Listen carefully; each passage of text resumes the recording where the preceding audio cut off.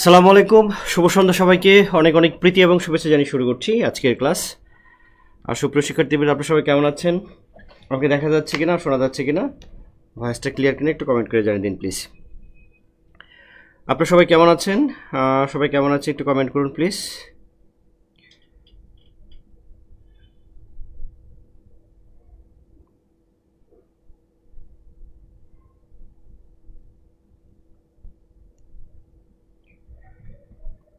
কে কোথা থেকে দেখছেন, কে কোথা থেকে দেখছেন একটু কমেন্ট করুন প্লিজ। হ্যাঁ,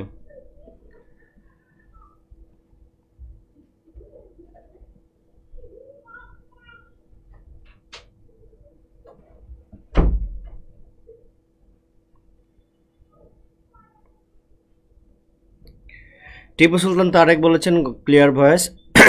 ঠিক আছে, মঙ্গল কাব্য আজকে আমাদের পড়ার বিষয়, সাহিত্যে মঙ্গল কাব্য। মঙ্গল কাব্য থেকে আমাদের কি প্রশ্ন আসে? মঙ্গল কাব্য থেকে মঙ্গল কাব্য কাকে বলে, তারপর হচ্ছে মঙ্গল কাব্যের যে বিভিন্ন শাখা আছে, ধরন আছে, এবং মঙ্গল কাব্য বিভিন্ন মঙ্গল কাব্য বিভিন্ন জন লিখেছেন, তার মধ্যে শ্রেষ্ঠ কবিকে, এরকম আসে। চরিত্র আসে, মঙ্গল কাব্য থেকে চরিত্র আসে, যে এই ধর লোকে।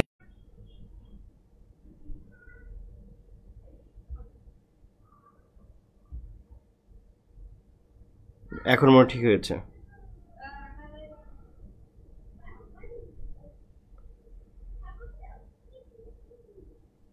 দেখো তো, দেখতে পাও কিনা, দেখা যাচ্ছে? ফেসবুকে কোনো একটা প্রবলেম ছিল নাকি?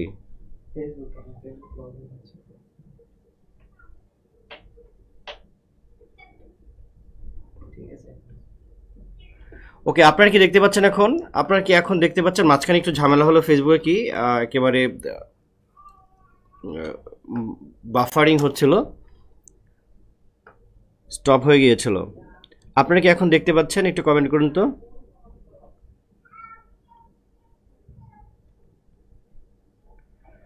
ওকে, কেউ একজন কমেন্ট করেছেন যে সরকার পরিবর্তনের সাথে সিলেবাস পরিবর্তন হওয়ার কোনো সম্ভাবনা আছে কি? সরকার পরিবর্তন, সে সিলেবাস কি আর পরিবর্তন হবে? মুক্তিযুদ্ধ তো সবারই একই। এটা এটা হয়তো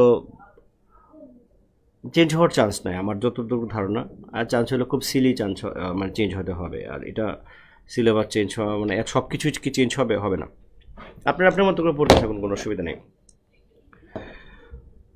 ওকে, তো আমরা সরাসরি পড়াশোনা চলে যাই। যে মঙ্গল কাব্য যেটা বলছিলাম, যে মঙ্গল কাব্য বা সব কিছু রাজনৈতিক পট পরিবর্তনের সাথে সাহিত্যের একটা পরিবর্তন ঘটে।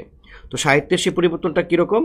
যে আমরা জানি যে 1204 খ্রিস্টাব্দে ইকতিয়ারউদ্দিন মোহাম্মদ বখতিয়ার খিলজি তিনি এই ভারতবর্ষ, এই অঞ্চলে এসে, বাংলায় এসে তিনি মুসলিম সাহিত্য, মুসলিম ধর্মের, অর্থাৎ ইসলাম ধর্মের প্রচার করেছিলেন। তো সেখানে এসে দেখা গেল যে ইসলাম ধর্মের যে সাম্য এবং উদারতা, সেখানে সকল মানে মানুষের সমান অধিকার, কোনো উচ্চ নিচু কোনো ভেদাভেদ নেই। কিন্তু ওই সময়ের যে হিন্দু যারা ছিল, হিন্দুদের মধ্যে দিয়ে এই যে জাতপাতের যে বিষয়গুলো ছিল, ব্রাহ্মণ, তারপর হচ্ছে ক্ষত্রিয়, ও তারপরে বৈশ্য এবং শূদ্র, এদের মধ্যে যে প্রচুর ভেদাভেদ ছিল, এবং সমাজে নিম্ন শ্রেণী যারা ছিল শূদ্র, তাদের কোনো আসলে ওই অর্থে কোনো মানবিক কোনো অধিকারই তাদের ছিল না। ধরাধরি ছোঁয়াছুঁয়ের অনেক প্রবলেম ছিল। তো এই ব্যাপারগুলোর কারণে দলে দলে মানুষ, ওই সময়ের মানুষ, নিম্নবর্ণের হিন্দু যারা আছে, তারা ইসলাম ধর্ম গ্রহণ করা শুরু করলো। তো এরকম যখন ধর্ম মানে শুরু করলো, ইসলাম ধর্ম শুরু করলো, তখন এই যারা আছে, মানে হিন্দু কবি সাহিত্যিক যারা আছেন, তারা অনুভব করলেন যে এই যারা অনার্য জাতি আছে, যেসব অনার্য যেগুলো ছিল, এরা যে মুসলিম ধর্ম গ্রহণ করা শুরু করলো, তখন তারা চিন্তা করলো যে এই ধর্মের প্রতি যে মোহটা আছে, ইসলাম ধর্মের প্রতি এই অনার্যদের, নিম্নবর্ণের হিন্দুদের, এখান থেকে কিভাবে ওদেরকে মুক্ত করা যায়। এই জন্য তারা এমন কিছু কাব্য লেখার চেষ্টা করলেন, এবং এমন কিছু দেবদেবীর পূজার কথা তিনি বললেন, যেগুলো হচ্ছে লৌকিক, যেগুলো হচ্ছে অনার্য দেবী। যেমন এক দেবী হচ্ছে সাপের দেবী, তারপরে হচ্ছে পশুর দেবী, এরকম বিভিন্ন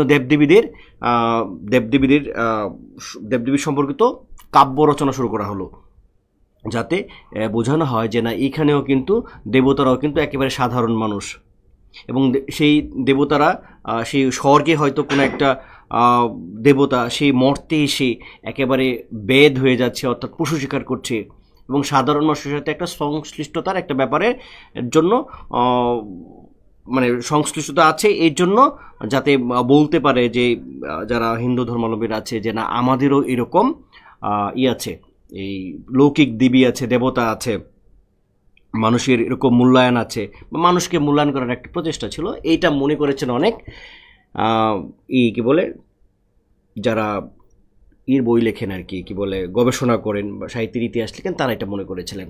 সবাই হয়তো এই মত পোষণ করেন নাই। তো এইগুলোর কারণে নাকি মঙ্গল কাব্য রচিত হয়েছে। এখন মঙ্গল কাব্য কি জিনিস? মঙ্গল কাব্য, মঙ্গল মানে হচ্ছে কল্যাণ, অর্থাৎ মানুষের কল্যাণের জন্য যে কাব্য গাওয়া হয়, গীত হয়, যে কাব্য অভিনীত হয় তাকে বলা হচ্ছে মঙ্গল কাব্য। তাছাড়াও অনেকে অনেক কিছু বলেছেন যে এক মঙ্গলবারে কাব্যটা শুরু হয়, আরেক মঙ্গলবারে শেষ হয়, এই জন্য মঙ্গল কাব্য বলা হয়েছে। আরেকজনে বলেছেন যে মঙ্গল নামের একটা সুর আছে, সেই সুরেই কাব্যগুলো গাওয়া হয়, এই জন্য এগুলো হচ্ছে একটা এটাকে মঙ্গল কাব্য বলা হচ্ছে। তো মঙ্গল কাব্য মূলত একটা কাহিনী কাব্য। কী কাব্য? মঙ্গল কাব্য মূলত হচ্ছে কাহিনী কাব্য। কী কাব্য? কাহিনী কাব্য। এগুলো হচ্ছে কাহিনী থাকবে, মানে আধুনিক যুগের উপন্যাস আমরা বলতে পারি। মঙ্গল কাব্যকে বলতে পারি যে আধুনিক যুগের উপন্যাস। আধুনিক যুগের যে উপন্যাসগুলো আছে, আধুনিক যুগের যে উপন্যাস যেখানে কাহিনী থাকে, চরিত্র থাকে, ঘটনা থাকে, এইগুলো হচ্ছে মধ্যযুগের। এই মঙ্গল কাব্যগুলো আধুনিক যুগের উপন্যাসের সাথে তুলনীয়। তো সেখানে কাব্যের মধ্যে কী থাকবে? কাহিনী থাকবে, ঘটনা থাকবে, এবং এই কাব্যগুলো কিন্তু গাওয়া হতো, মঞ্চের মধ্যে পরিবেশন করতে হতো, নেচে গিয়ে কাহিনীগুলো বলা হতো। তো এরকমভাবে অনেক কিছু বলা আছে, এক একজন এক এক কথা বলেছেন। তবে এইটুকু এখানে ইম্পর্টেন্ট যে সব দেবদেবীরা ছিল অনার্য দেবদেবী। অনার্যদের দেবদেবী, অনার্য মানে হচ্ছে একেবারে যারা ওই যে নমশূদ্র বা শূদ্র যারা আছে এদের দেবদেবী ছিল এটা, ঠিক আছে। তারপরে হচ্ছে এখানে অনেক কিছু বলা আছে, তুর্কি আক্রমণের কথা বলা আছে, ব্রাহ্মণ্য সমাজ, এই আমি যে কথাগুলো বলেছি এতক্ষণ এই কথাগুলো বলা আছে। মঙ্গল কাব্যের বৈশিষ্ট্যটা কি? মঙ্গল কাব্যের বৈশিষ্ট্য কি সেটা সেই সম্পর্কিত এখানে কি বলা আছে দেখেন, যে সকবিরা স্বপ্নে আদিষ্ট হয়ে কাব্য রচনা নিয়োগ করেন, অর্থাৎ যে কবি এটা লিখছেন সে কবি স্বপ্নে আদিষ্ট হয়েছে, তাকে বলা হচ্ছে যে তুমি এই কাব্যটা লেখো, এরকম। তো এখানকার যে সর্বসিদ্ধিতা গণেশ পিতামাতা রাজাদের স্তুতির মাধ্যমে এই কাহিনী শুরু হয়ে যায়। রাজাদের অর্থাৎ ওই সকল কবিরা যে রাজার সভাকবি ছিলেন কিংবা যে রাজার অনুমতিতে লিখেছেন বা যে রাজার আনুকূল্যে লিখেছেন, সেই রাজার একটা স্তুতি থাকতো, একটা প্রশংসা থাকতো, মানে বর্তমান সময়ে যেটাকে বলি তেল দেওয়া, এরকম ছিল। কাব্যের নায়ক প্রথমে স্বর্গ থাকে, সেখান থেকে সে সাপগ্রস্ত, সে দেবতা থাকে, স্বর্গে থাকে, সেখানে সাপগ্রস্ত হয়ে সে সাপ মানে অভিশাপগ্রস্ত হয়ে সে পৃথিবীতে আসে, এরকম কাহিনী। তারপর হচ্ছে মর্তে সে সাধারণ মানুষের মতো আচরণ করে, অর্থাৎ একেবারে সাধারণ মানুষের মতো সে আচরণ করবে, তাকে কখনো দেখে মনে হবে না সে কোনো দেবতা। তারপর হচ্ছে সাধারণ জনগণের মধ্যে দেবীর পূজার প্রচার শুরু হলে তার আবার ওই যে সাপগ্রস্ত ছিল সেখানে আবার সে স্বর্গে চলে যায়। এরকম মোটামুটি যে বৈশিষ্ট্যগুলো দেওয়া আছে, বৈশিষ্ট্যগুলো এখানে দেওয়া আছে, আপনারা এই বৈশিষ্ট্যগুলো পড়বেন। এবং এগুলো নর্মালি হচ্ছে পয়ার ছন্দ এবং ত্রিপদী ছন্দে, মধ্যযুগের মেন ছন্দ যেগুলো আছে সেই ছন্দগুলোতে রচিত হয়েছে। সেটার কাহিনী, দুঃখের কাহিনী আছে, 12 মাসির গান আছে, 34 আছে, নারীর প্রতি নিন্দা আছে, রন্ধনশিল্প আছে। এই ব্যাপারগুলো কমন, এবং সমকালীন ধর্ম, রাষ্ট্রচিন্তা এই ব্যাপারগুলো আছে। এবং এগুলো পাঁচালী ধরনের মঞ্চে উপস্থাপন করা হতো। এগুলো তো আমি বলেছি নেচে গিয়ে উপস্থাপন করা হতো এগুলো, হ্যাঁ। তো মঙ্গল কাব্যের শ্রেণী বা ধারা, এটা পরীক্ষা ইম্পর্টেন্ট, যে মঙ্গল কাব্যের শ্রেণী বা ধারা কয়টি? মঙ্গল কাব্যের শ্রেণী বা ধারা হচ্ছে দুইটি, মনে রাখতে হবে। মঙ্গল কাব্যের শ্রেণী বা ধারা হচ্ছে দুইটা। একটা হচ্ছে লৌকিক। লৌকিক মানে হচ্ছে যেটা একেবারে সমাজে প্রচলিত গল্পগুলো, সমাজে প্রচলিত, সেটা হচ্ছে লৌকিক। লৌকিক মানে হচ্ছে লোকযোগ ইকলোক, অর্থাৎ মানুষের মুখে মুখে প্রচলিত যেগুলো আছে, গাথা, যে গল্প, কবিতা, যে গল্প কিংবা কাহিনী বা যেসব ঘটনাগুলো আছে, এগুলোকে বলা হচ্ছে লৌকিক শ্রেণী। এই লৌকিক শ্রেণীর মধ্যে আমরা দেখি এটাকে লোকায়ত বলা হয়, এটাকে আবার খাঁটি মঙ্গল কাব্য বলা হয়। এর মধ্যে হচ্ছে মনসামঙ্গল, ভেরি ভেরি ইম্পর্টেন্ট, মনসামঙ্গলটা অনেক বেশি ইম্পর্টেন্ট, চণ্ডীমঙ্গল এই দুটো বেশি ইম্পর্টেন্ট। তারপরে কালিকা মঙ্গল, শারদা মঙ্গল, শিবমঙ্গল, শীতলা মঙ্গল, রায়মঙ্গল, ষষ্ঠীমঙ্গল, সূর্যমঙ্গল, এগুলো হচ্ছে লৌকিক শ্রেণীর। আরেকটা হচ্ছে পৌরাণিক। পৌরাণিক মানে হচ্ছে ধর্মকেন্দ্রিক, মানে ধর্মটাকে প্রাধান্য দেওয়া হচ্ছে। এখানে ধর্মটা মানে এখানকার যে কাহিনীটা আছে এটা হচ্ছে মানুষের মুখে মুখে, এটাও ধর্ম, কিন্তু এইখানকার যেগুলো আছে এগুলোর মধ্যে একটু আপার লেভেলের, মানুষের মুখে মুখে প্রচলিত না, একটু ধর্মকেন্দ্রিক, একটু পুস্তক কেন্দ্রিক, বই কেন্দ্রিক, এই টাইপের। তো ওইগুলোর মধ্যে আছে অন্নদা মঙ্গল, গৌরী মঙ্গল, ভবানী মঙ্গল, দুর্গা মঙ্গল, কমলা মঙ্গল, গঙ্গা মঙ্গল, চণ্ডিকা মঙ্গল। এগুলো হচ্ছে লোক লোক লোক মানুষ যারা আছে বা যারা লোকশ্রেণী আছে কিংবা গ্রামীণ মানুষ যেগুলো আছে, এগুলোর মুখে মুখে এগুলোর প্রচলিত তেমন একটা ছিল না। এই জন্য এগুলোকে বলা হচ্ছে পৌরাণিক শ্রেণী, অর্থাৎ ধর্ম, পুরাণ যা আছে সে ধর্মকেন্দ্রিক। এগুলোও ধর্ম, কিন্তু এগুলো অনেকটা মানুষের মুখে মুখে প্রচলিত ছিল। তাহলে এইখান থেকে যেটা আসতে পারে যে মনসামঙ্গল কী টাইপের মঙ্গল কাব্য, এটা লৌকিক শ্রেণীর। চণ্ডীমঙ্গল ইম্পর্টেন্ট। তারপরে এখান থেকে শারদামঙ্গল হয়তো আসতে পারে, যে কটা মনে রাখা যায় মনে রাখবেন। তারপরে হচ্ছে আর বিশুদ্ধ পুরাণ কেন্দ্রিক কোনটা, এই কথাটা আসতে হবে। বিশুদ্ধ পুরাণ কেন্দ্রিক হচ্ছে পৌরাণিক, আর হচ্ছে লৌকিকটা হচ্ছে লোকায়ত শ্রেণী, বা এটাকে খাঁটি মঙ্গল কাব্য বলা হচ্ছে। তাহলে খাঁটি মঙ্গল কাব্য কোনটা বলা হচ্ছে, এটা বলা মানে আসতে পারে। এবং যতটা পারেন এখান থেকে একটু কষ্ট করে যদি মনে রাখেন, আমার মনে হয় খারাপ হবে না। হ্যাঁ, তারপরে যাচ্ছি মঙ্গল কাব্যের শাখা। এখন মঙ্গল কাব্যটা যদি আমি করি যে কয়টা শাখায় সে প্রভাবিত হয়েছে, এখানে মানে পৌরাণিক কিংবা পৌরাণিক বা লোকায়ত, ওই দৃষ্টিকোণ থেকে না, এর মধ্যে 3টা শাখা পাওয়া যাচ্ছে। একটা হচ্ছে মনসামঙ্গল, আরেকটা হচ্ছে চণ্ডীমঙ্গল, আরেকটা হচ্ছে অন্নদামঙ্গল। এই 3টা শাখায় প্রধান শাখা। মানে এরকম হয় না, ধরেন আমার এই ইন্দো ইউরোপীয় ভাষা থেকে যে বাংলা ভাষাটা আসলো, অনেকগুলো শাখায় প্রভাবিত হয়েছে, অনেকগুলো হয়েছে। এখন আমি যদি আপনার বলি যে এই ইন্দো ইউরোপীয় থেকে বাংলা ভাষায় যে আসছে মেইন শাখাগুলো বলেন, তখন হয়তো আপনি করে বলবেন 1টা 2টা 3টা 4টা এরকম হয়তো ভাষার নাম বলবে যে এই ভাষা থেকে এই রূপান্তরে আসছে। তাহলে আমি যদি টোটাল মঙ্গল কাব্যটা বলি, যেটা শাখাটা যদি বলি, তাহলে মেইন কয়টা? তো মেইন হচ্ছে 3টা, যেটা আমরা মোটামুটি পড়ি বা সব জায়গায় আলোচিত হয়। একটা হচ্ছে মনসামঙ্গল, আর একটা হচ্ছে চণ্ডীমঙ্গল, আর একটা হচ্ছে অন্নদামঙ্গল। মনসামঙ্গল হচ্ছে দেবী যে মনসা আছে, চণ্ডীমঙ্গল হচ্ছে দেবী যে চণ্ডী আছে, আর অন্নদামঙ্গল হচ্ছে দেবী যে অন্নদা আছে। এই 3জনকে নিয়ে। তো এইটা পরীক্ষা আসতে পারে যে সবচেয়ে প্রাচীনতম অর্থাৎ পুরাতন মানে কাব্য কোনটা, মঙ্গল কাব্য কোনটা, সেটা হচ্ছে মনসামঙ্গল, অর্থাৎ সাপের দেবী। আমরা জানি যে সাপের দেবী হচ্ছে মনসা, এটা মোটামুটি যারা হিন্দু মুসলিম নির্বিশেষে আমরা এটা জানি। তারপর হচ্ছে মাঝখানে একটা হচ্ছে চণ্ডীমঙ্গল, আর তুলনামূলকভাবে আধুনিক হচ্ছে অন্নদামঙ্গল। আমরা জানি অন্নদামঙ্গল লিখেছিলেন আমাদের খুব গুরুত্বপূর্ণ কবি ভারতচন্দ্র রায়গুণাকার। ভারতচন্দ্র রায়গুণাকার হচ্ছে মধ্যযুগের শেষ কবি, তিনি এইটা লিখেছিলেন। তাহলে তুলনামূলক আধুনিক হচ্ছে অন্নদামঙ্গল, এই কথাটা আসতে পারে। আর সবচেয়ে পুরাতনটা হচ্ছে মনসামঙ্গল। তো মঙ্গল কাব্যের অংশ, অর্থাৎ একটা কাব্য যে আমি লিখবো, এটা ভূমিকা, উপসংহার, এরকম যে অংশ থাকে বা পরিচ্ছেদ বা অধ্যায় থাকে, তাহলে সেই অধ্যায় বা পরিচ্ছেদ কিভাবে ভাগ করা থাকে? প্রথমে একটা বন্দনা থাকে, কে বন্দনা করা হয়, মানে যার দেবীকে বন্দনা করা হয়। তারপর হচ্ছে প্রশংসা করা হয় হচ্ছে যার আনুকূল্যে কাব্যটা লেখা হয়েছে, এরকম আত্মপরিচয় মানে নিজের পরিচয় দেওয়া হয়। তারপর একটা দেবখণ্ড, উপরে মানে কোন দেবতা থেকে সে আসছিল ওইখানকার ঘটনাটা দেওয়া থাকে। মর্তখণ্ড মানে পৃথিবীর যে খণ্ড, এখানের যে মেইন যে পার্ট, এটা হচ্ছে মর্তখণ্ড। মর্তখণ্ডই মূলত আমরা পড়ি। মর্তখণ্ড হচ্ছে মূল যে কাহিনীটা আছে, এটা হচ্ছে মর্তখণ্ডের কাহিনী। তারপর হচ্ছে শ্রুতিফল। শ্রুতিফল বলতে তারা মর্তখণ্ডে এখানে আসার কাহিনী হচ্ছে পূজা প্রচার আর কি।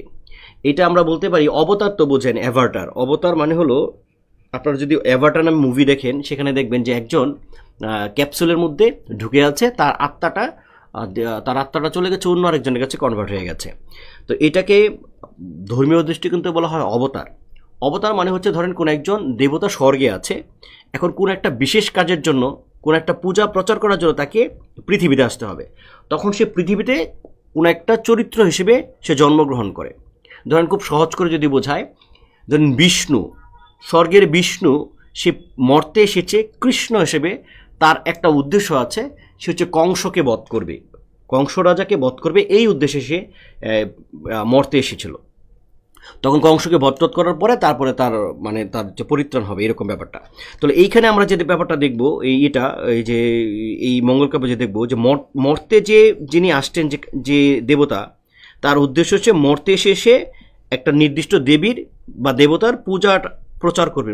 প্রচার করা শেষ হলে সে আবার এতে চলে যাবে, স্বর্গে চলে যাবে। তো এটা হচ্ছে শ্রুতিফল, মানে কি ফলাফল হলো আর কি।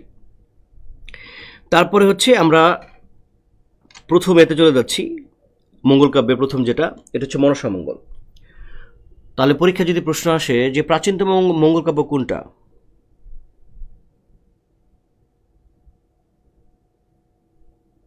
প্রাচীনতম মঙ্গল কাব্য কোনটা, এটা পরীক্ষায় প্রশ্ন আসতে পারে। তো প্রাচীনতম মঙ্গল কাব্য হচ্ছে মনসা মঙ্গল।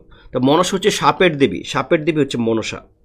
তো এই সাপের দেবী মনসাকে নিয়ে কিন্তু অনেকগুলা কাব্য লেখা হয়েছে, এবং এই মনসার যে অপর যে নাম, তার অপর নাম হচ্ছে কেতকা বা পদ্মা, পদ্মা দেবী বলা হয়, কেতকা বলা হয়। যারা সাপের যারা করে বিষ নামায়, যদি কখনো আপনি দেখে থাকেন, আমার দেখার সৌভাগ্য হয়েছিল দু একবার, তো ওরা দেখবেন পদ্মা দেবী বলে এরকম করছে, দোহাই দিচ্ছে পদ্মা দেবী, হ্যাঁ কেতকা পদ্মা এরকম কথা বলছে, মানে মনসার কথা বলছে। তো এই যে মনসার কাব্যের অপর নাম হচ্ছে কেতকা মঙ্গল বা পদ্মা পুরাণ, পদ্মা পুরাণও বলা হয় মনসা মঙ্গলের আরেক নাম, পদ্মা পুরাণ। ভেরি ভেরি ইম্পর্টেন্ট এই কথাটা। তো এই মনসা মঙ্গল আদি বা প্রাচীনতম ধারা, এটা আমি আগেই বলেছি। মনসা মঙ্গল কাব্যের যে পূর্ববঙ্গের, অর্থাৎ আমাদের এই বাংলাদেশের বন জঙ্গল নদী নালা বিলকে কেন্দ্র করে হয়েছে, এবং এখানকার মানুষের সংগ্রামের কাহিনী দেখানো হয়েছে। এবং এই মনসা মঙ্গল কাব্যের যে চরিত্র চাঁদ সওদাগর, সে হচ্ছে মধ্যযুগের বা বাংলা সাহিত্যের প্রথম বিদ্রোহী চরিত্র বলা যেতে পারে চাঁদ সওদাগর। কারণ সে এই মনসা দেবীর মানে বশ্যতা সে স্বীকার করে না, এবং আবহমান নারী চরিত্র যেটা আছে সেটাকে বেহুলা, মানে বাংলার যে নারী চরিত্রগুলো আছে অনেক স্বামীর প্রতি বা পতির প্রতি তার অনেক ভক্তি থাকে, সে অনেক ঝড় তুফান, অনেক কষ্ট দুঃখ বন্যা, অনেক অনেক কষ্টের পরে সে তার স্বামীকে পায়, এরকম যে একটা চরিত্র আছে বাঙালি নারীদের, সেই ব্যাপারটা আমরা দেখব যে সংগ্রামী চরিত্র বেহুলার মধ্যে ব্যাপারটা আছে। তো এটার ধারাটা হচ্ছে লোকায়ত বা লৌকিক ধারা। তো এই মনসা মঙ্গল কাব্যের যে আদি কবিকে, সেই আদি কবি, এইটা পরীক্ষায় অনেক সময় আসে কানা হরিদত্ত, কানা হরিদত্ত এই কথাটা আসে যে মনসা মঙ্গল কাব্যের আদি কবি হচ্ছে কানা হরিদত্ত। এবং এই কানা হরিদত্ত যে আদি কবি, এটা আসলে আমরা কোথায় পেয়েছি? এটা হচ্ছে বিজয়গুপ্তের পদ্মপুরাণ নামের একটা কাব্যে কানা হরিদত্তের উল্লেখ আছে, এবং এভাবে বলা আছে, মূর্খে রচিত গীত না জানে মাহাত্ম্য, প্রথমে রচিত গীত কানা হরিদত্ত। তাহলে কানা হরিদত্তর এই স্বীকৃতিটা আমরা আসলে এই যে বিজয়গুপ্তের পদ্মপুরাণ নামে যে কাব্য আছে সেখান থেকে এই স্বীকৃতিটা পাওয়া যাচ্ছে। তারপরে আর কে কে লিখেছেন এইটা মনসা মঙ্গল কাব্যটা লিখেছেন নারায়ণ দেব লিখেছেন। তাহলে প্রথমে লিখেছিলেন কে? প্রথমে লিখেছেন হচ্ছে কানা হরিদত্ত, কানা হরিদত্ত। তারপরে আরো কে কে আছে? নারায়ণ দেব, নারায়ণ দেবের তার কাব্যের নাম হচ্ছে পদ্মা পুরাণ, পদ্মা পুরাণ।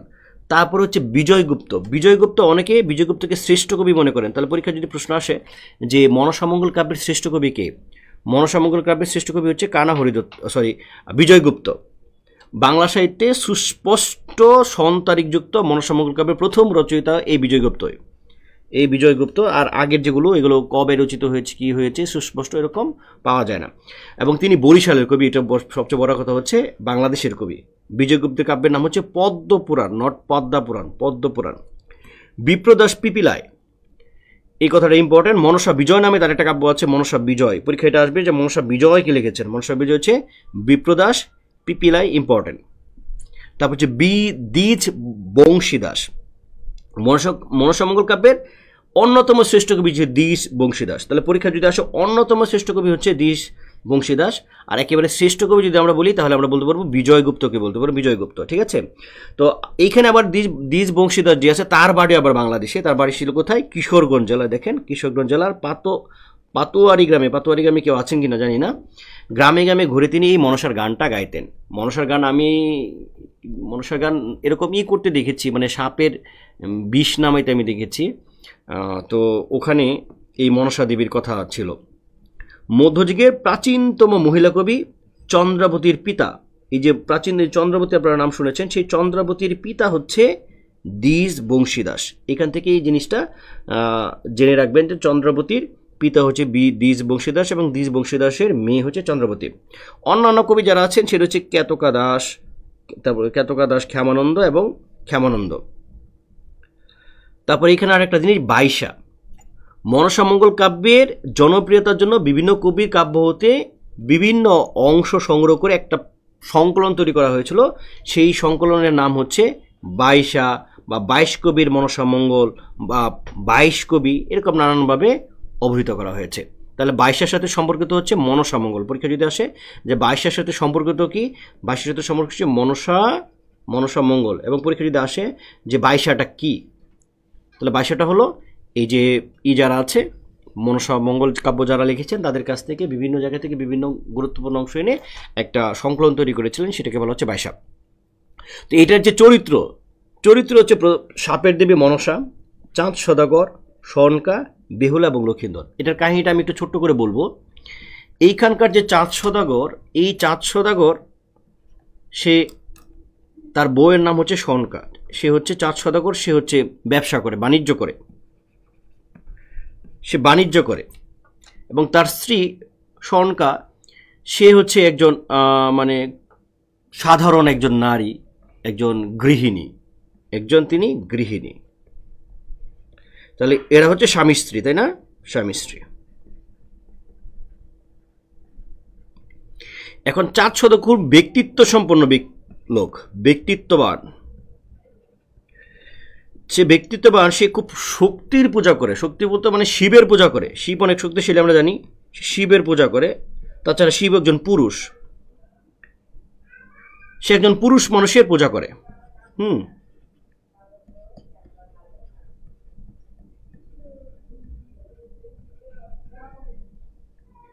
সে শিবের পূজা করে। তা তার যে স্ত্রী সনকা, সে আবার মনসার পূজা করে।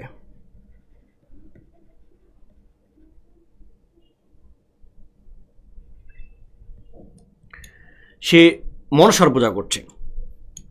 এখন এই সাপের দেবী যে মনসা, সে এসে চাঁদ সদাগরকে বলে যে তুমি আমার পূজা করো, পূজা করো। কিন্তু ব্যক্তিত্ববান চাঁদ সদাগর সে এরকম মনসার পূজা করবে না। প্রথমত মনসা হচ্ছে একজন নারী, তারপর তার আবার এক চোখ কানা, অর্থাৎ সে হচ্ছে এক চোখ ছিল, সে হচ্ছে কানা। তাহলে এরকম কানা কোনো মহিলার পূজা চাঁদ সদাগর করবে না। কিন্তু তার যে স্ত্রী সনকা, সে আবার মনসার পূজা করে। তো একবার চাঁদ সদাগর যখন দেখে যে তার স্ত্রী সনকা এই মনসার পূজা করছে, তখন সে পূজার যে ঘট এটা ভেঙে ফেলে, পূজার ঘট ভেঙে ফেলে। আর এই চাঁদ সদাগরের কাছে যখন বারবার এই সাপের দ্বীপে বারবার আসে, তখন সে খুব বিরক্ত হয়ে একদম লাঠি দিয়ে বাড়ি দিয়ে সে একেবারে একটা পাঁজর ভেঙে দেয়, মনসা দেবীর পাঁজর ভেঙে দেয়। তারপরে সে এরকম একজন নারী, কানা নারী, তার পূজা সে করবে না। এতে মনসা দেবী খুব রেগে যায়। রেগে গেলে চাঁদ সদাগরের 6 পুত্র, বাণিজ্য করতে গেলে 6 পুত্রকে মেরে ফেলে এবং নৌকা ডুবিয়ে ফেলে। তারপরে তাকে বলা হয়, এই চাঁদ সদাগর বলে, তা এবার তুমি আমার পূজা করো, তোমার ছেলে মেয়ে, নৌকা সব ফিরিয়ে দিব। কিন্তু চাঁদ সদাগর রাজি হয় না। এদিকে আবার যে সনকাজে সে গোপনে মনসার পূজা করার পরে মনসার বরে আবার নতুন করে গর্ভবতী হয় হচ্ছে সনকা, এবং তার একটা ছেলে হয়। সেই ছেলের নাম হচ্ছে লক্ষিন্দর। একেবারে সবাই সে ছেলের নাম হচ্ছে লক্ষিন্দর। এবং বর দেওয়ার ফলে বলে যে তোমাকে আমি ছেলে দিলাম, কিন্তু ছেলে আবার বাসর রাতে মারা যাবে। তখন সনকা মনে করে যে ছেলে হোক, অসুবিধা নাই, আর ছেলেকে যদি বিয়ে না দিই তাহলে তার বাসর রাতে হবে না, আর মারা যাওয়ার কোনো চান্স নেই। কিন্তু ছেলে যখন বড় হয়, তখন চাঁদ সদাগরকে এই কথা বলা হয়, সেগুলো মানে না, সে বিশ্বাস করে না। সে লক্ষিন্দরকে বিয়ে দেয় এবং বলে যে এমন একটা ঘর তৈরি করা হবে যেখানে কোনো সাপ যাতে বা মনসা যাতে আসতে না পারে। তখন লোহা দিয়ে, ওই যে লোহার বেহুলার মানে লক্ষিন্দরের কি বেহুলার বাসরঘর, লক্ষিন্দরের বাসরঘর, এটা সম্ভবত ইতে আছে, মানে কোথায় ওটা, বগুড়ার কি ওই জায়গাটার নাম কি, মহাস্থানগড়, সে মহাস্থানগড়ে মনে আছে। তো ওই লক্ষিন্দরের বাসরঘর হয়, তো লোহার বাসরঘর হয়, কিন্তু সেখানে যে কারিগর বানায় তাকে আবার সাপের দেবী মনসা ভয় দেখায়। তখন খুব ছোট্ট একটা ছিদ্র থাকে, ওই ছিদ্র দিয়ে সুতলি নামে খুব চিকন একটা সাপ ঢোকে, এবং ঢুকে ওই রাতে লক্ষিন্দরকে দংশন করে, এবং রাতেই লক্ষিন্দর মারা যায়। তারপরে আগে সাপে কাটা রোগীদেরকে না পুড়িয়ে এরকম ভেলা বানিয়ে পানিতে ভাসিয়ে দেওয়া হতো। তো ভেলা বানিয়ে যখন পানিতে ভাসিয়ে দেওয়া হয়, তখন এই যে বেহুলা, সে তার স্বামীর সাথে এই ভেলা দিয়ে যেতে থাকে, এবং সে যেহেতু অনেক সুন্দরী থাকে, বেহুলা অনেক সুন্দরী থাকে, এই জন্য পথে ঘাটে তার ব্যাপক সমস্যা হয়। এবং সে একদম ভাসতে ভাসতে একেবারে সেই কৈলাস পর্বতের পাশে গিয়ে সে তার দেবতাদের সাথে দেখা হয়, এবং দেবতাদেরকে সে দেবতাদের কাছে বলে যে সে যেন করে তার স্বামীর জীবন ফিরিয়ে দেয়। তখন ওই স্বর্গের যারা ছিল তারা বলে যে স্বর্গের যে রাজা ইন্দ্র আছে, ইন্দ্রর সামনে যদি নাচ গান করে ইন্দ্রকে যদি করতে পারে, খুশি করতে পারে, তাহলে ইন্দ্র লক্ষিন্দরের জীবন ফিরিয়ে দেবে। তখন মনসা, মানে বাংলা সিনেমাতে আমরা দেখি না যে নায়করে ধরে নিয়ে যায়, বলে যে নাচ, যদি তুই নাচা বন্ধ করস তাহলে কিন্তু আমি তোর জামাইকে, তোর ছেলেকে মেরে ফেলবো। এরকম আমরা বাংলা সিনেমায় দেখতাম। আমার এটা যখন মনে পড়ে তখন ওই কথাই মনে পড়ে। তো ইন্দ্র বেহুলার নাচ গান দেখে, বেহুলা প্রচুর নাচে, তো নাচাতে খুশি হয়েছে ইন্দ্র। তখন ইন্দ্র কি চায় এটা যখন জিজ্ঞেস করে, তখন বেহুলা বলে যে তার স্বামীর অর্থাৎ লক্ষিন্দরের জীবন চায়। তখন ইন্দ্র বলে যে এটা তো আমি জীবন ফিরিয়ে দিতে পারবো না, এটা আসলে মনসা ফিরিয়ে দিতে পারবে। তখন মনসা আসে, মনসা আসলে তাদের একটা দেন দরবার হয়। দেন দরবারটা হচ্ছে এরকম, মনসা বলে যে ওই 4 সওদাগর যদি মনসার পূজা করে তাহলে সে সব কিছু ফিরিয়ে দিবে। তখন বেহুলা বলে যে ঠিক আছে, দেন দরবারে ফয়সালা এরকম হয় যে আচ্ছা ঠিক আছে, আমি আমার শ্বশুরকে বলবো, বা আমি এই দায়িত্বটা নিলাম, আমার শ্বশুর তোমার পূজা করবে, তুমি এখন ফিরিয়ে দাও জীবন। তখন ওই কি বলে লক্ষিন্দরের জীবন ফিরিয়ে দেওয়া হয়।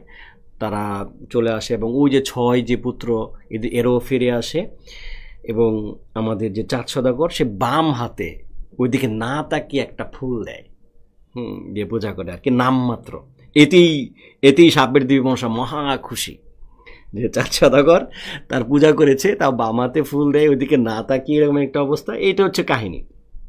তো এইখানকার যে চরিত্রটা আছে 4 সওদাগর, এইটা খুবই প্রতিবাদী চরিত্র এবং খুব ব্যক্তিত্ব সম্পন্ন একটা চরিত্র। তো পরীক্ষায় যদি কখনো প্রশ্ন আসে যে মধ্যযুগের প্রতিবাদী চরিত্র বা ব্যক্তিত্ব সম্পন্ন চরিত্র হচ্ছে কে, সেটা 4 সওদাগর খুবই। আর যদি নারী চরিত্রের কথা বলে তাহলে আপনারা উত্তর করবেন হচ্ছে বেহুলা। বেহুলা খুবই সংগ্রামশীল নারী চরিত্রের প্রতিনিধি হচ্ছে বেহুলা। এই ছিল আমাদের মোটামুটি মনসামঙ্গল। তাহলে মনসামঙ্গল থেকে প্রথম কবি হচ্ছে কানা হরিদত্ত, শ্রেষ্ঠ হচ্ছে বিজয়গুপ্ত। এই ব্যাপারগুলো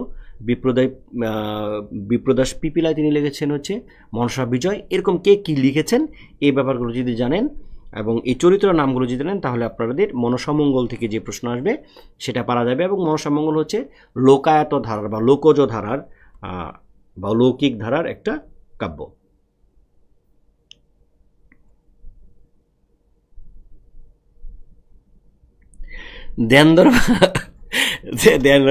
শিবল সিং বলছে দেন দরবার মানে হচ্ছে আর কি, দেন দরবার বাংলার কি বলা যায়, মানে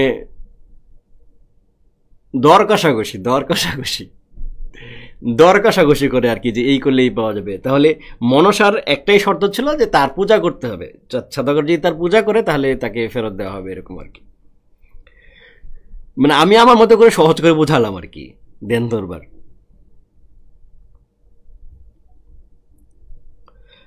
তাহলে এই মানে এই সাপের দেবী মনসা তাহলে কেমন ব্যক্তিত্বহীন একটা দেবী, তার পূজা কেউ করবে না, সে জোর করে পূজা করাবে। হ্যাঁ, তারপর আমরা দেখি চণ্ডীমঙ্গল এটাও দেবী, এটাও দেবীর নামই চণ্ডী। তো সেই চণ্ডীমঙ্গল কাব্যের মধ্যে আবার 2টা কাহিনী আছে। মনসামঙ্গলের একটা কাহিনী আর চণ্ডীমঙ্গলের কাহিনী হচ্ছে 2 খণ্ডে।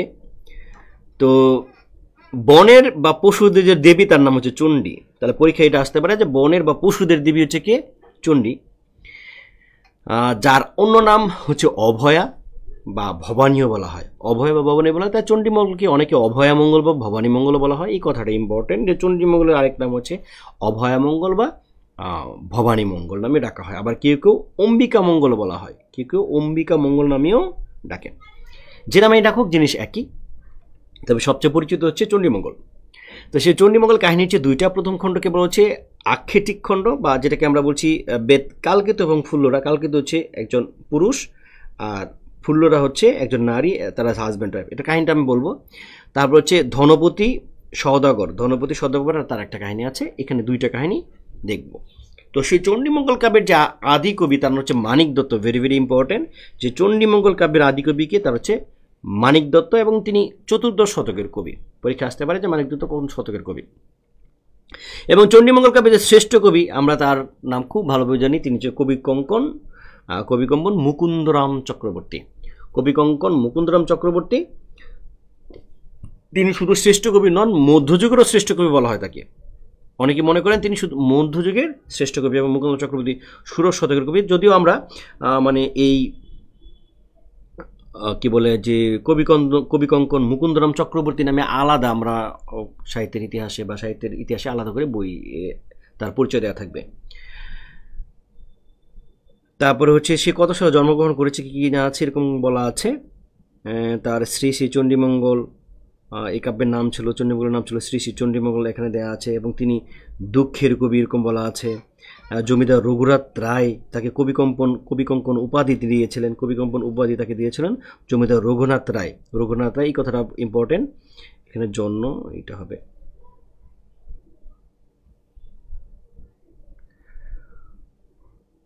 এখন এইখানকার যে কাহিনীটা আছে, এই দুইটা কাহিনী আমরা দেখি। এইটার মূল চরিত্র নামের মধ্যে আছে। এটা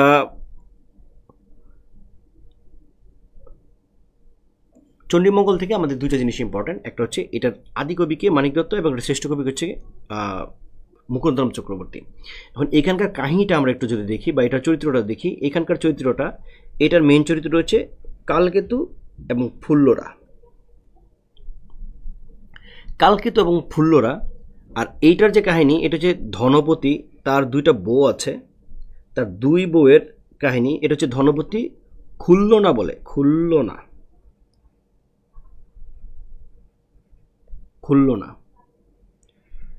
এই ধনপতি এবং খুল্লনা, এই তাদের একটা কাহিনী আছে। দুইটা কাহিনী আমি খুব সংক্ষেপে বলি, যেহেতু কাহিনীগুলো অনেক বড় বড়, সংক্ষেপে বলি। প্রথম হচ্ছে কালকেতু এবং ফুল্লরা যে কাহিনীটা আছে, এই কাহিনীটা আমরা বলি। দেবী চণ্ডী তার পূজা প্রচার করতে হবে, এই জন্য স্বর্গের যে নীলাম্বর, সে সাপগ্রস্ত হয়ে পৃথিবীতে আসে, কালকেতু নামে সে জন্মগ্রহণ করে। এবং তার স্ত্রী ছায়া, সে ফুল্লরা নামে পৃথিবীতে জন্মগ্রহণ করে বেদের গড়ে। বেদ মানে হচ্ছে যারা হচ্ছে পশু শিকার করে জীবিকা নির্বাহ করে, এগুলোকে বলা হচ্ছে বেদ। তো সেই কালকেতু এবং ফুল্লরা, কালকেতুর বয়স যখন 11 তখন সে বিবাহ করে, ফুল্লরাকে বিয়ে করে, এবং তাদের সুখের সংসার। তাদের পেশাটা হচ্ছে, কালকেতু হচ্ছে বনে পশু শিকার করে। সে কী করে? বনে পশু শিকার করে। শিকার করার পরে এই পশুর যে মাংসগুলো আছে, এগুলো ফুল্লর আবার বাজারে বিক্রি করে, সেগুলো বাজারে বিক্রি করে।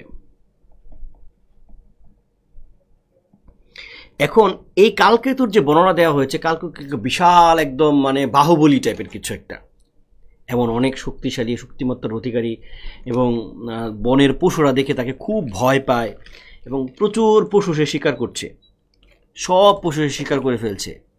তখন ওই বনের যে পশুদের যে দেবী চণ্ডীর কাছে সে বিচার দেয় যে আমার কাহিনীটা এরকম ছিল, শুনো শুনো রায়, মাঙ্গিয়ে বিদায়, ছাড়িব তোমার বোন, নারীগণ সঙ্গে থাকল লীলা রঙ্গে, না করো বাজ বিচার। মানে ওই বনের রাজা সিংহের কাছে এদের কাছে বিচার দেয় আর কি। তো তখন ওই দেবী শরণাপন্ন হলে দেবী মায়াজাল বিস্তার করে। মায়াজাল বিস্তার করলে সব পশু গিয়ে এক জায়গায় লুকায় থাকে, মায়ার মধ্যে লুকায় থাকে। আর আমাদের যে কালকেতু, সে এই পশুদেরকে আর দেখতে পায় না। 3 দিন 4 দিন হয়ে যায়, কিন্তু কোনো শিকার করতে পারছে না কালকেতু। এখন যেহেতু শিকার করতে পারছে না, তার জীবিকা নির্বাহ করে এই বনের পশু শিকার করে, সে খুব মন খারাপ করে আবারও শিকারে যায়। শিকারে গিয়ে দেখে একটা স্বর্ণ গধিকা, মানে একটা সোনালি গুইসাপ। এখন নর্মালি তো সে আমাদের কালকেতু কিন্তু গুইসাপ শিকার করে না, গুইসাপ তো আসলে ওই অর্থে শিকার করার মতো কিছু না। তখন 3-4 দিন সে না খেয়ে থাকার মতো অবস্থা, মানে কালকেতু এবং ফুল্লর দুজনে উপোস করছে। তখন সে চিন্তা করলো যে এই গুইসাপটাকে ধরে নিয়ে যায়, এইটা পুড়িয়ে উপরের চামড়া ফেলে তারপর এটা খাওয়া যাবে। তো কালকেতু যেই কথা, গুইসাপটাকে নিয়ে বাসায় আসে। বাসায় আসলে এটা দেখে ফুল্লর তো আবারও দেখে মানে সে খুব কষ্টই পায় বলা চলে, এবং বলে যে ঘরে কোনো চাল নেই। আর কালকেতু ফুল্লরাকে বললে যে তুমি এটাকে পুড়িয়ে উপরে চামড়া ফেলে এটা খাবারের ব্যবস্থা করো, আমরা পেট ভরে খাবো। তখন ফুল্লরা বলে যে ঠিক আছে, ঘরে যেহেতু চাল নেই, দেখি পাশের বাসায় প্রতিবেশীর বাসায় খুদ পাওয়া যায় না, চালের যে গোড়া, এটা হচ্ছে খুদ আর কি, গোড়া মানে মানে ছোটো ছোটো চাল, খুদ তো বোঝেন। সে খুদের জন্য বাইরে যখন যায়, বাইরে গেলে কালকেতু এই যে স্বর্ণ গধিকা বা রূপালী যে গুইসাপ, এই গুইসাপটাকে সে বেঁধে সে বাইরে চলে যায়। তো এই যে গুইসাপটা যে সে নিয়ে আসে, এই গুইসাপটা মেনলি এটা হচ্ছে দেবীচণ্ডী। দেবীচণ্ডী গুইসাপের মানে ধারণ করে আর কি, ছদ্ম বেশ ধারণ করে, বেশ ধারণ করে সে তো কালকেতুর বাড়িতে চলে আসে। এখন কালকেতু যখন বাইরে চলে গিয়েছে, এর মধ্যে আবার ফুল্লরা ওই যে খুদ আনতে গিয়েছিল, এটা নিয়ে বাসায় যখন আসে, এসে দেখে যে ওই স্বর্ণ গধিকা অর্থাৎ যে গুইসাপরূপী যে চণ্ডী, সে আবার তার নিজের মূর্তি ধারণ করেছে, খুব সুন্দর 16 বছরের এক যুবতী, ব্যাপক সুন্দরী একটা মেয়ে। কালকেতু এসে ফুল্লরা সে জিজ্ঞেস করে আপনি কে বা তুমি কে? তখন সে বলে তোমার স্বামী আমাকে নিয়ে এসেছে। বলে তুমি চলে যাও, আমার স্বামীর অবস্থা খুব খারাপ, দেখো আমরা খুব গরিব, আমরা খেতে পারি না, কিছু করতে পারি না, তুমি চলে যাও। কিন্তু ওই যে রূপসী সুরসী যে নারী, খুব সুন্দরী নারী, সে যে যুবতী, সে বলতেছে না আমি এখানেই থাকবো। তখন কান্না করে, ফুল্লরা কান্না শুরু করে দেয়, সে ভাবে এটা মনে হয় তার সতীন। এই মুহূর্তে যখন আসে, কি বলে, কালকেতু আসে, কালকেতুরে জিজ্ঞেস করে, কালকেতুকে সে এরকম বলে যে পিপিরার পাখাওরে মরিবার তরে কাহার সুরসী কন্যা আনিয়াছ ঘরে। সে এই লাইনটা বলে যে তুমি বলে ওই যে জানি তো যে পিঁপড়ার পাখা ওঠে মরিবার তরে, তাহলে এইখানে পিঁপড়া মানে হচ্ছে কালকেতুকে বলে আর কি, অর্থাৎ সেই স্বামীকে ব্যাপক ভর্ৎসনা করে, খুব মানে নর্মালি হাজব্যান্ড ওয়াইফরা যা হয় আর কি, এরকম তারা ঝগড়াঝাটি শুরু করে দেয়। তো ঝগড়াঝাটি শুরু করে দিলে তখন ওই দেবী তার নিজের রূপে ফিরে আসে, এবং সে বলে যে সে হচ্ছে দেবী, সে কালকেতুর কাছে আসছে, কালকেতু যাতে এখানে একটা রাজ্য স্থাপন করে, সেই রাজ্য স্থাপন করলে এই বন কেটে একটা রাজ্য স্থাপন করে এখানে যেন দেবী চণ্ডীর পূজা সে প্রচার করে।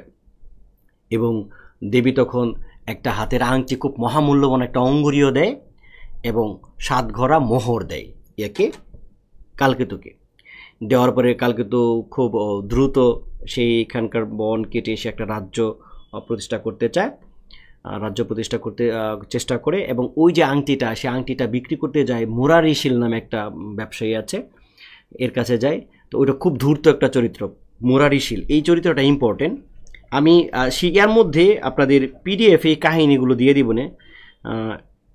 মুরারিশিল, হ্যাঁ,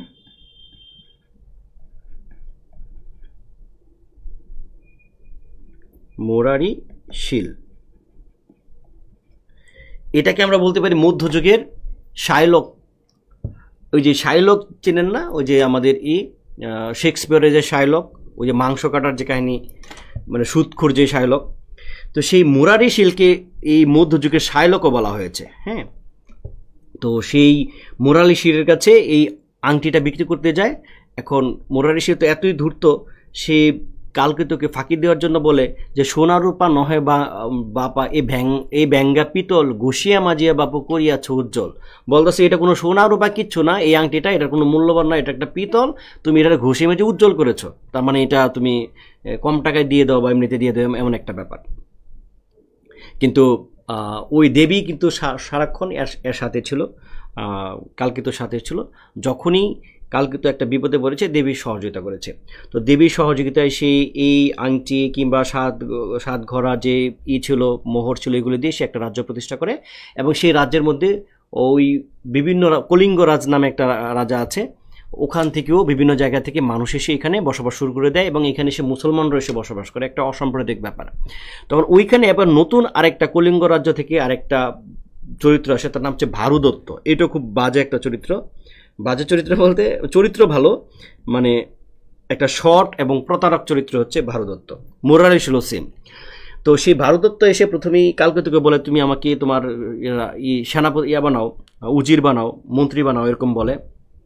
কালকেতু তার কথাবার্তা শুনে রাজি হয় না। তখন এই ভারুদত্ত এই কালকেতুর লাগে, আত্মীয় লাগে, এরকম বলে সে বাজারে গিয়ে এরকম তোলা তোলে, খাজনা তোলে, বাজারে মানুষকে করে অত্যাচার করে, এটা যখন কালকেতু জানে, কালকেতু জানার পরে কালকেতু শাস্তি দিয়ে বের করে দেয়। তখন এই বারুদত্ত কলিঙ্গ রাজরে যায় বলে যে, মানে উস্কে দেয় আর কি, নানান নানান এটা সেটা বলে। তখন কলিঙ্গ রাজার সাথে কালকেতুর হয়, যুদ্ধ হয়। যুদ্ধ হলে কালকেতু পরাজিত হয়।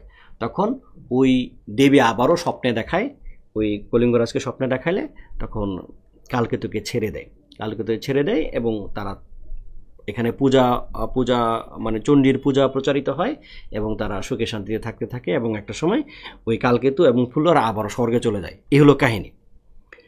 অর্থাৎ এই সমস্ত কাহিনীর মূল বিষয় হচ্ছে চণ্ডী তার পূজা প্রচার করবে মানুষের মধ্যে। এই জন্য পূজা প্রচার করার জন্য কত কাহিনী করলো, একটা রাজ্য প্রতিষ্ঠা করলো, সাধারণ মানুষদেরকে নিয়ে আসলো, নিয়ে এসে এদের মধ্যে তার পূজা যখন প্রচার শেষ হলো তখন সে আবার চলে গেছে। অর্থাৎ এইখানকার চণ্ডীমঙ্গল মানে মঙ্গল কাব্যের যে ইগুলো আছে, দেবদেবী যেগুলো আছে, এরা হচ্ছে নিজের পূজা প্রচার করার উদ্দেশ্যে তাদের সমস্ত কাহিনী। আর এখানে ধনপতির যে কাহিনীটা আছে, এই কাহিনীটা কি বলবো? এই ধনপতি এবং খুল্লনার যে কাহিনীটা আছে, এখানেও তারা হাজব্যান্ড ওয়াইফ। খুল্লনা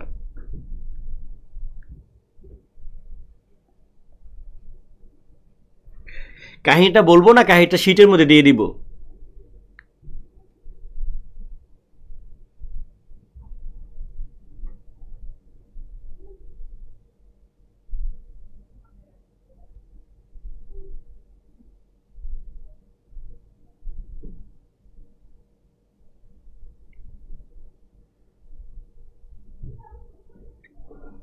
আচ্ছা কাহিনী বলবো। হ্যাঁ, টিপু সুলতান তারেক বলছেন বলেন।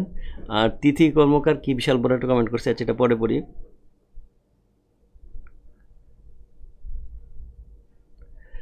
শিবের একনিষ্ঠ ভক্ত, সে যদি মনসা দেবীর পূজা করে তাহলে মনসা দেবীও মরতে দেবী। হ্যাঁ হ্যাঁ, মানে তারও মান সম্মানটা বৃদ্ধি পাবে আর কি। হ্যাঁ, ওকে। এবার আমরা হচ্ছে তাহলে ওই কাহিনীটা একটু বলি। ধনপতি একজন ব্যবসায়ী, বাণিজ্য করতে যায় আর কি। তার বউ হচ্ছে খুল্লনা। তো তার খুল্লনা তার দ্বিতীয় স্ত্রী। প্রথম স্ত্রী তার বাচ্চা হয় না। তো দ্বিতীয় স্ত্রী যে, সেই দ্বিতীয় স্ত্রী হচ্ছে এইটারও বাচ্চা হয় না।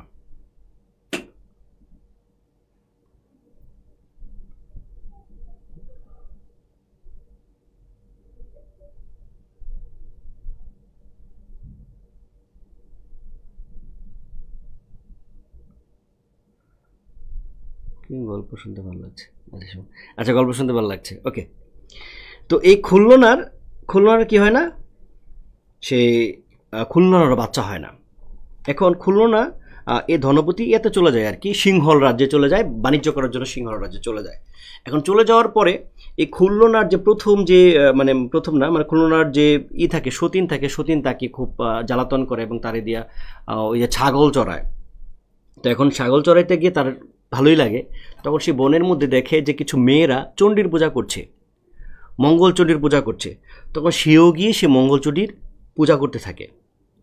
তো পূজা করতে যখন থাকে তখন সে যখন ধনপতি যখন করে ইয়া থেকে ফিরে আসে, সিংহল থেকে ফিরে আসে, তখন এই পূজা করে দেখে সে পূজার যে ঘট এটাও ভেঙে ফেলে। ওই 4 সদাগরের মতো ধনপতি এবং সেই ওই মনসা মঙ্গলের যে 4 সদাগর, এটা মিল আছে আর কি। সে এই পূজা করতে না করে। তখন সে তার হাজব্যান্ডকে অর্থাৎ ধনপতিকে সে অনেক ভালোবাসে, যেহেতু খুললো না, অনেক মান্য করে। এই জন্য সে তার ধনপতিকেও কিছু বলে না। আবার চণ্ডী দেবীকে দুজনের একটা মানে করে আর কি, দুজনকেই সে দুজনের মন রক্ষা করতে চায় আর কি, সে গোপনে গোপনে পূজা করে। তখন সে আবারও এতে যাবে, বাণিজ্যে যাবে। যখন যায় তখন এইদিকে আবার খুলনা সে গর্ভবতী হয়। এর মধ্যেই সে গর্ভবতী হয়ে যায়, খুলনা গর্ভবতী হয়। খুব ছোট করে বলি কাহিনীটা, গর্ভবতী হয়। তো সেই গর্ভবতী হয়ে গেলে তখন এই ধনপতি যখন যাচ্ছে তখন সে দেখে যে একটা পদ্মের মধ্যে একটা মেয়ে, সে একটা আস্ত হস্তি মানে হাতি, সে একবার গিলছে আবার মুখ থেকে বের করে দিচ্ছে। আজব এক কাহিনী। এই কাহিনী গিয়ে যে যখন সে যে ওইখানকার রাজাকে বললে সে এটা কি করে না, বিশ্বাস করে না। প্রথমে সে আগ্রহ বোধ করে যে আচ্ছা তাহলে তুমি আমাকে দেখাও, চলুন আপনাকে দেখায়, এটাকে কমলে কামিনী বলে। এখন সে এসে দেখে যে না, এরকম কোনো ঘটনা নাই। তখন তাকে বন্দি করে ফেলে যে রাজার সাথে মিথ্যা কথা বলেছে। এদিকে তার যে খুলনা তার ছেলে হয়, হ্যাঁ, শ্রীমন্ত তার নাম, ছেলের নাম হচ্ছে শ্রীমন্ত। তো শ্রীমন্ত বড় হলে যে তার মার কাছ থেকে গল্প শুনে এবং তার বাবাকে উদ্ধার করার জন্য সে এতে যায় আর কি, কি বলে, বাবাকে উদ্ধার করতে সিংহ রাজ্যের দিকে যায়। এখন যাওয়ার পথে সেও ওই একই জিনিস, তার বাবা যে জিনিস দেখেছিল একই জিনিস দেখে। এখন গিয়ে সে আবার সেই রাজাকে বলে যে আমি এমন একটা অদ্ভুত একটা কাহিনী দেখেছি যে একটা নারী একটা আস্ত হস্তি গিলছে, আবার এটা বের করে দিচ্ছে। তখন রাজা কিন্তু এরকম কাহিনী আরেকবার শুনেছিল। তখন সে রাজা এত রাগান্বিত হয়, রাজা রাগান্বিত তাকে শুলে চড়াইতে যায়। এখন শুলে চড়াইতে গেলে খুললো না, আবার সে তার চণ্ডীর খুব পূজা করে। তখন চণ্ডী ওই রাজ্যের মধ্যে ভূত প্রেত পিশাচ এগুলো নিয়ে আক্রমণ করে। আক্রমণ করার পরে ওই যে রাজা আছে সে বুঝতে পারার পরে এবং রাজাকে ওই দেখানো হয়, ওই যে কমলে কামিনী যে এটা আছে কি বলে যে দৃশ্যটা আছে এটা দেখানো হলে সেটা দেখে। তখন ওই শ্রীমন্ত এবং ওই যে ধনপতিকে মুক্তি দেওয়া হয় এবং ওই রাজা খুশি হয়ে তার মেয়েকে শ্রীমন্তর সাথে কি দেয়, বিয়ে দেয়। এবং ফেরার পথে শ্রীমন্ত আরেকটা রাজাকে এই একই কাহিনী, এই ঘটনাটা দেখায় যে একজন রমণী এরকম একটা হস্তি গিলছে, আবার এটাকে আবার আস্ত বের করছে। তখন ওই শ্রীমন্তকে ওই রাজা খুশি হয়ে তার মেয়েকে বিয়ে দেয়। তো এই শ্রীমন্ত 2টা স্ত্রী নিয়ে তার বাবাকে নিয়ে বাড়িতে আসে। এই গল্পটা খুবই গল্প আর কি, মানে বেশি গাঁজাখুরি গল্প হয়ে গেছে, বেশি মানে না আকর্ষণীয় না। চণ্ডীমঙ্গলের মানে কালকেতু ফুল্লরা কাহিনীটা যেরকম একেবারে বাস্তব হয়ে উঠেছে, একেবারে একটা উপন্যাসের মতো হয়ে উঠেছে, কিন্তু এই ধনপতি খুল্লনার যে কাহিনীটা আছে সেই কাহিনীটা অত বিস্তৃত না এবং অতটা আকর্ষণীয় না। তো এই হলো মোটামুটি আমাদের ধনপতি সওদাগরের কাহিনীটা হচ্ছে এরকম। তো এখন আমরা তো মোটামুটি জানলাম যে এটার কাহিনীটাগুলো কি। তাহলে এইখানে হচ্ছে ধনপতি, খুল্লনা চরিত্র, শ্রীমন্ত চরিত্র, আর এখানে হচ্ছে কালকেতু ফুল্লরা। মেনলি কিন্তু কালকেতু এবং ফুল্লরা যে চরিত্র আছে এইটাই হচ্ছে ইম্পর্টেন্ট আপনাদের পরীক্ষার জন্য।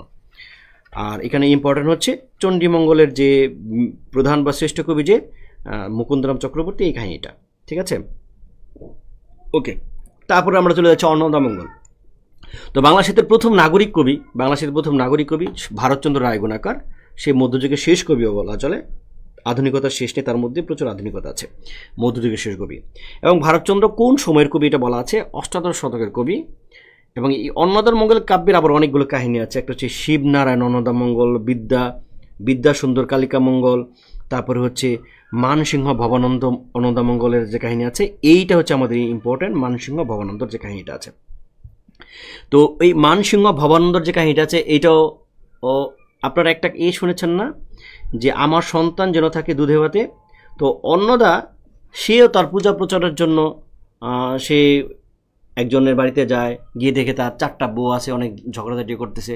তখন মনে করলো যে না, এইখানে সে তার পূজা প্রচার করতে পারবে না। তখন অন্নদা হচ্ছে এই ভবানন্দের কাছে যায়। তখন ভবানন্দ এই অন্নদার পূজার যে বিষয়টা আছে এটা দায়িত্ব নিলে এই দিক দিয়ে আবার এখানে একটা ঐতিহাসিক একটা ব্যাপার আছে, যে এই মানসিংহ সে একজন সেনাপতি।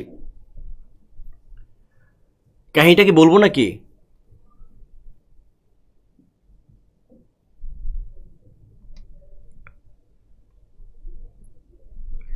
কয়জন উপস্থিত আছে? 27 জন মাত্র।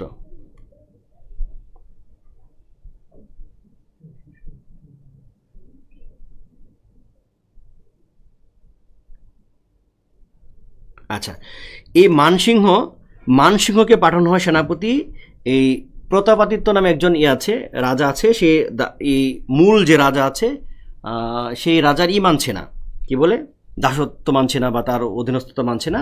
তাকে শিক্ষা দেওয়ার জন্য মানসিংহকে পাঠানো হয়। তো মানসিংহকে যখন পাঠানো হয় তখন এই মানসিংহকে হেল্প করে হচ্ছে এই ভবানন্দ। তখন এই মানসিংহ বলে যে আমরা আসলে মূল যে রাজা আছে এই মোগল রাজা আর কি, সেই রাজার কাছে তোমাকে নিয়ে যায়, তোমাকে রাজা পুরস্কার দিবে।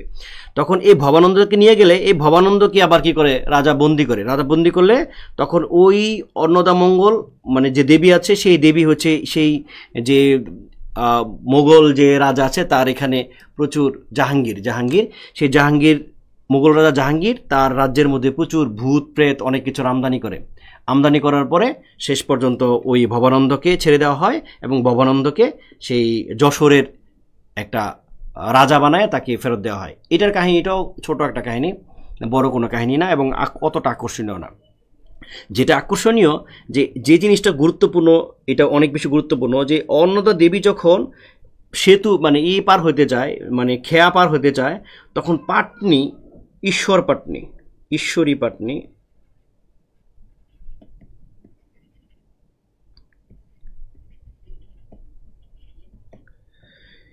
খেয়া পার হওয়ার জন্য অন্যদা যখন যায় ঈশ্বরী পাটনি, তখন তার কাছে টাকা পয়সা থাকে না, সে একটা চায়, মানে বর চায় আর কি। তখন সে বরে সে বলে না যে আমাকে টাকা পয়সা দাও, এই দাও সেই দাও, কিছু চায় না। সে বলছিল আমার সন্তান যেন থাকে দুধে ভাতে। কি বলছিল? আমার সন্তান যেন থাকে দুধে ভাতে। এটা হচ্ছে ঈশ্বর পাটনি এই কথা বলেছিল। কার কাছে চাইছিল? দেবী অন্নদার কাছে চাইছিল। এটা প্রথম দিকের ঘটনা আর কি, এটা আমি এখন বলতেছি আর কি। যে প্রথম হচ্ছে অন্নদা একজনের বাসায় গিয়েছিল, তার 4টা বউ ছিল, ওরা হচ্ছে ঝগড়াঝাটি করছিল। সে মনে করছিল যে ওই লোকে তার পূজা প্রচার করতে পারবে না, তখন সে ভবানন্দর কাছে গিয়েছিল। তো ভবানন্দ যাওয়ার কাছে তার একটা নদী পার হতে হয়। সেই নদীর যে মাঝি, আমরা তাকে বলি ঈশ্বর পাটনি, সেই ঈশ্বর পাটনিকে বলছিল দেবী যখন তার এই দেবী যখন ওঠে, নৌকাতে ওঠে, তখন এগুলো স্বর্ণ হয়ে যাচ্ছিল। তো তখন দেবী তার পরিচয় দিলে, দেবীর কাছ থেকে দেবী বলছিল যে তুমি একটা বর চাও। তখন সে অন্য নিজের জন্য কোনো কিছু বর চায় নাই, সে তার সন্তানের জন্য একটা বর চাইছিল, যে আমার সন্তান যেন থাকে দুধে ভাতে। মানে আমার দুধে ভাতে থাকা মানে কি, আমার সন্তান যেন খুব ভালো থাকে আর কি। দুধে ভাতে থাকা মানে হচ্ছে দুধ এবং ভাত খাওয়া না, দুধে ভাতে থাকা মানে হচ্ছে মানে ভালো পরিবেশে, স্বাবলম্বী, মানে গরিব না থাকা আর কি, মানে স্বয়ংসম্পূর্ণ থাকা দুধে ভাতে। তো এই কাহিনীটাই, এই লাইনটা আসতে পারে যে আমার সন্তান যেন থাকে দুধে ভাতে। এটা কোন কাব্যের? তাহলে এটা হচ্ছে অন্নদামঙ্গল কাব্যের। আর হচ্ছে এই কথাটা কে বলেছিলেন? এটা হচ্ছে ঈশ্বর পাটনি বলেছিলেন। তো এইখান থেকে এই ব্যাপারটা আসতে পারে। এছাড়া আর অন্য কোনো এখানে ইম্পর্টেন্ট তেমন কিছু নেই। তারপর হচ্ছে ধর্মমঙ্গল পুরুষ। এতক্ষণ দেখেন আমরা যে বিভিন্ন পড়েছি, সবগুলো হচ্ছে দেবী, অন্নদা দেবী, চণ্ডী দেবী, মনসা দেবী। কিন্তু এই প্রথম আমরা একটা দেবতা পেলাম যে হলো পুরুষ, ধর্ম ঠাকুর। সে হচ্ছে পুরুষ।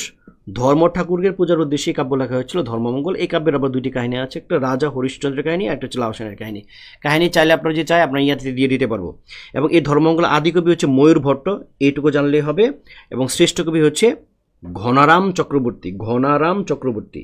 তাহলে আদি কবি ধর্মমঙ্গলের আদি কবিকে এবং শ্রেষ্ঠ কবিকে। আর এই লাউসেনের কাহিনী কোন মঙ্গলের মধ্যে আছে? ধর্মমঙ্গলের মধ্যে আছে। হরিশ্চন্দ্রের কাহিনী কোন মঙ্গলের মধ্যে? ধর্মমঙ্গলের মধ্যে আছে। এই জিনিসটা জানলে হবে। কালিকা মঙ্গল, দেবী কালীর মাহাত্ম বর্ণনামূলক যে কাব্য তাকে বলা হচ্ছে কালিকা মঙ্গল। এবং এটার আদি কবি হচ্ছে কবি কঙ্ক, তার জন্মস্থান হচ্ছে কিশোরগঞ্জ।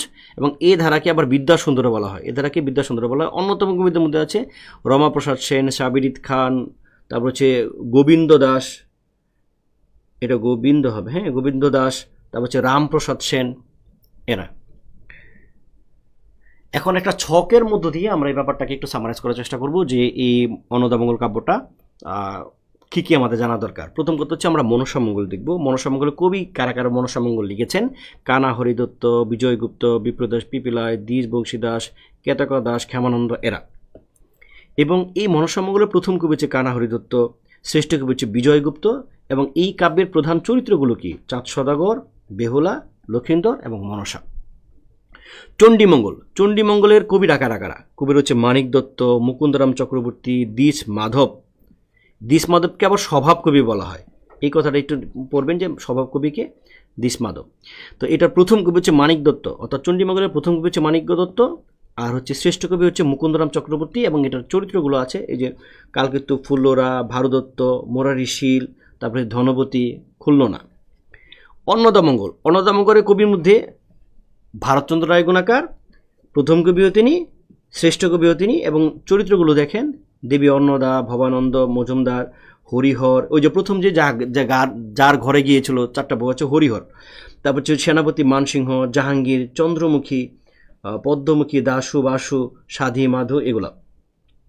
তারপরে যে ধর্মমঙ্গল কার কারা লিখেছেন ময়ূর ভট্ট, রূপবান চক্রবর্তী, ঘনরাম চক্রবর্তী, শ্যাম পণ্ডিত, এবং এটার প্রথম কবি হচ্ছে ময়ূর ভট্ট এবং শ্রেষ্ঠ কবি হচ্ছে ঘনরাম চক্রবর্তী। এবং এটার যে কাহিনীটা ছিল সেই কাহিনীটা হচ্ছে হরিশ্চন্দ্র আর হচ্ছে লাউ সেনের কাহিনী।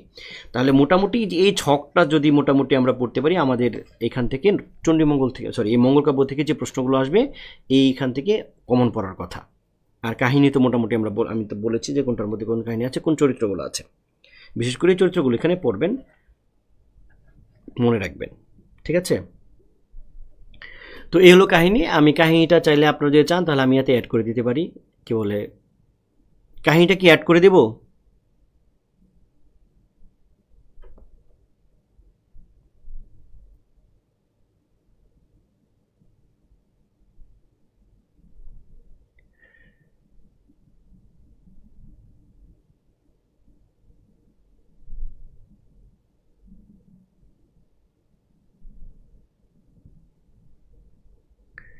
আচ্ছা, কাহিনীগুলো এতে অ্যাড করে দেবো না, শিটের মধ্যে অ্যাড করে দেবো না।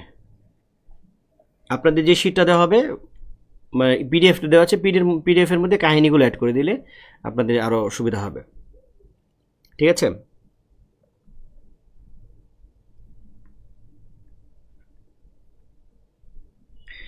এখন এইখান থেকে লিখিত কি প্রশ্ন আসতে পারে? লিখিত প্রশ্ন আসতে পারে মঙ্গল কাব্য বলে মঙ্গল কাব্যের বৈশিষ্ট্য, এটা দেখুন প্রথমে দেওয়া আছে। তারপরে হচ্ছে কালকেতু ফুল্লরা উপাখ্যানের পরিচয় দিন।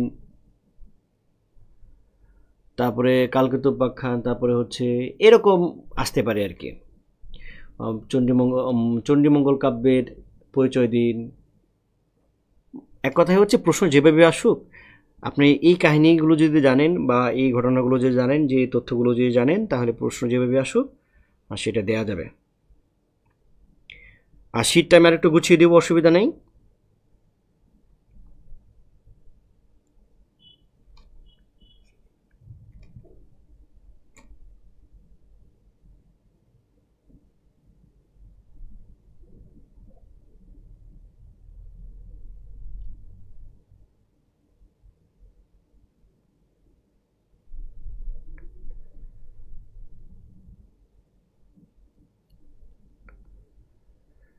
ঠিক আছে, তাহলে অনেক রাত হয়েছে, আপনারা সবাই পড়াশোনা করুন।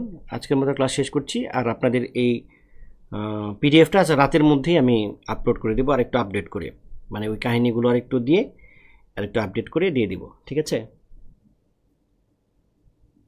ভালো থাকবেন, সুস্থ থাকবেন। আজকের মতো ক্লাস শেষ করছি। আপনাদের তো মনে সম্ভবত আর কিছু জানারও নেই, কোনো প্রশ্ন থাকলে করতে পারেন।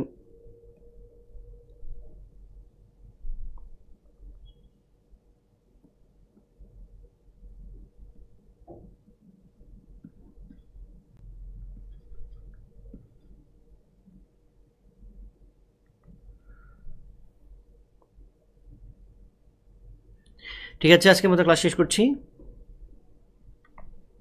আবার দেখা হবে আগামীকাল। এখন তো একটা না ক্লাস, ওই যে ক্লাসগুলো আসলে ওই মাঝখানে আমরা নিতে পারি নাই, এই ক্লাসগুলো একটা নিয়ে নিচ্ছি। হ্যাঁ, ভালো থাকবেন, সুস্থ থাকবেন। সবাইকে অসংখ্য ধন্যবাদ এবং শুভরাত্রি।